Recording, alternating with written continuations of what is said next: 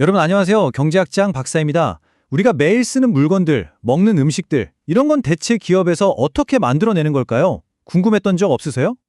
오늘은요, 바로 그 모든 비즈니스의 심장이라고 할 수 있는 생산의 비밀 레시피에 대해 알아볼 거예요. 경제학의 바이블이죠. 이중구, 이창용 교수님의 경제학 원론을 바탕으로 아주 쉽고 재미있게 파헤쳐 보겠습니다. 네, 맞아요. 생산하면 뭔가 공장에서 막 기계 돌아가는 좀 딱딱한 이미지가 떠오르죠? 근데 사실 별거 아니에요. 모든 경제 활동의 바로 그 출발점이거든요. 어렵게 생각할 필요 전혀 없고요. 우리가 직접 사장님이 된다. 이렇게 상상해보면 개념이 훨씬 쉽게 다가올 겁니다. 자, 마침 날씨도 좀 덥고 한데 우리 다 같이 달콤한 아이스크림 가게를 하나 차린다고 상상해봅시다. 사장님들이 되신 거예요, 이제. 자, 그럼 맛있는 아이스크림을 만들어서 팔려면 우리 가게에 뭐가 필요할까요? 한번 머릿속으로 쭉 리스트를 만들어 보세요. 네, 그렇죠. 우유, 설탕도 있어야 하고, 아이스크림 만드는 기계, 또 일할 직원, 가게 건물까지. 와, 생각보다 많네요.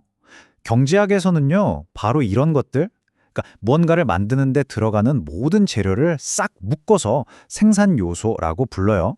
말 그대로 생산을 위한 필수 재료들, ingredients라고 생각하면 아주 쉽습니다. 자, 그럼 이 재료들을 경제학자들은 어떻게 좀 더 체계적으로 나누는지 한번 볼까요? 먼저 사람이 일하는 거, 직원의 노력, 이건 노동이라고 불러요. 그리고 아이스크림 기계나 가게 건물처럼 생산을 도와주는 도구나 시설 있죠? 이런 건 자본이라고 부릅니다. 경제학에서는 보통 이 노동과 자본, 이 두 가지를 가장 핵심적인 생산 요소로 봐요. 물론 우유, 설탕 같은 원재료도 당연히 중요하고요. 와, 지금 아주 현실적이고 진짜 중요한 포인트를 짚어줬어요.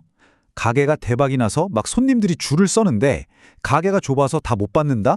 아, 생각만 해도 속상하죠. 근데 학생 말대로 가게를 하루아침에 뚝딱 하고 넓힐 수는 없잖아요. 바로 이 지점이 경제학에서 정말 중요한 개념으로 자연스럽게 이어집니다. 자, 지금 보시는 이 슬라이드가 핵심이에요.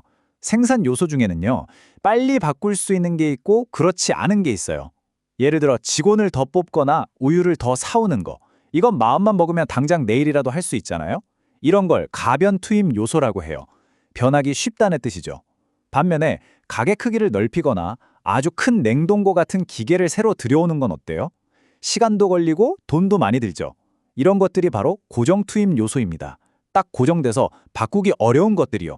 바로 이 고정 투입 요소가 있느냐 없느냐. 이게 경제학에서 시간을 나누는 아주 독특한 기준이 됩니다. 우리가 생각하는 달력상의 1년, 2년 이게 아니에요. 모든 걸 바꿀 수 있는 충분한 시간이 있나? 이걸 기준으로 단기와 장기를 구분하는 거죠. 이게 그냥 책에만 나오는 얘기가 아니라 실제 사장님들이 당장 여름 성수기 대비해서 알바생을 더 뽑을까? 아니면 아예 몇 년 내다보고 공장을 새로 지을까? 이런 결정을 할 때의 핵심적인 생각의 틀이 되는 거예요. 자, 그럼 단기는 뭘까요?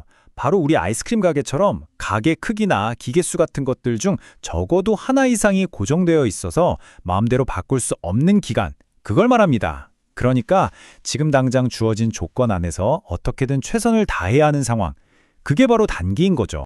반면에 장기는 어떨까요? 이건 말 그대로 길게 보는 거예요. 우리가 옆 가게를 인수해서 가게를 확장한다거나 아니면 아예 최신형 기계를 싹 다 새로 들여오는 것처럼 모든 생산 요소를 내가 원하는 대로 조절할 수 있을 만큼 충분히 긴 시간을 의미합니다. 장기적으로 봤을 땐 못 바꿀 게 없는 거죠. 야, 오늘 질문 수준이 정말 높은데요? 아주 예리합니다. 바로 그 마법의 공식, 그게 오늘 우리가 배울 내용의 하이라이트라고 할 수 있어요. 우리가 가진 이 재료들, 즉 생산 요소들을 어떤 기술로 조합해서 최종 생산물, 아이스크림을 만들어내는지 그 관계를 딱 보여주는 게 있거든요. 네, 있습니다. 정답이에요. 경제학자들은 그 마법의 공식을 바로 생산함수라고 부릅니다. 함수라는 말 듣고 벌써부터 머리 아파하시면 안 돼요. 전혀 그럴 필요 없어요. 이건 그냥 우리 가게의 생산기술 설명서 같은 거다. 이렇게 생각하면 아주 쉬워요. 자, 경제학 교과서에 꼭 나오는 바로 그 유명한 식입니다. Q는 F, 괄호 열고 L, 쉼표 K. 이게 바로 생산 함수를 나타내는 수식이에요. 되게 복잡해 보이죠? 근데 하나씩 뜯어보면 방금까지 얘기한 우리 아이스크림 가게 이야기랑 똑같습니다. 자, 이 레시피 한번 해독해 볼까요? 여기서 Q는 생산량, 그러니까 우리가 만들어내는 아이스크림의 총 개수예요. L은 노동, 레이버, 즉 직원 수를 뜻하고요. K는 자본, 캐피탈, 바로 아이스크림 기계나 우리 가게 크기 같은 걸 의미하죠. 그리고 가운데 있는 요 F는 뭐냐? 이 재료들을 쉐킷쉐킷 섞어서 아이스크림을 만들어내는 그 기술, 바로 우리 가게만의 특별한 레시피를 뜻하는 기호라고 보시면 됩니다. 그럼 이 생산함수를 좀 더 쉽게 이해하기 위해서 우리 아까 배운 단기 상황을 한번 가정해 보죠. 즉, 가게 크기나 기계 수, K는 그대로 묶어두는 거예요. 고정시켜두고 직원 L만 1명, 2명 이렇게 늘려보면 아이스크림 생산량 Q가 과연 어떻게 변할까요? 이렇게 특정 투입 요소, 여기서는 직원 수죠. 이걸 변화시킬 때 얻을 수 있는 전체 생산량을 경제학에서는 총생산이라고 불러요. 그러니까 우리 가게에서 직원 수에 따라서 하루에 최대로 만들 수 있는 아이스크림의 양, 그게 바로 총생산이 되는 겁니다. 이 표를 한번 보세요. 되게 재미있는 점이 보일 거예요. 직원이 1명일 때는 5개를 만들었는데 두 번째 직원을 투입하니까 총 생산량이 12개가 됐어요. 7개가 늘었네요.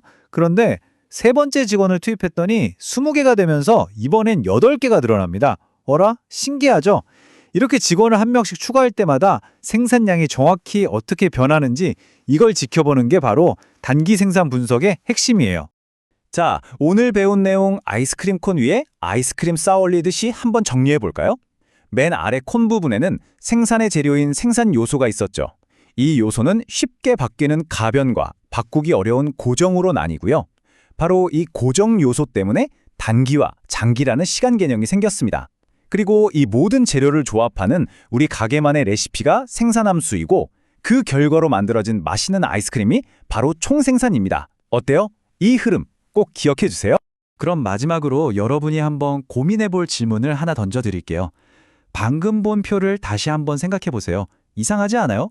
두 번째 직원이 들어와서는 생산량이 7개 늘었는데 세 번째 직원이 들어오니까 오히려 더 많이 8개가 늘었어요.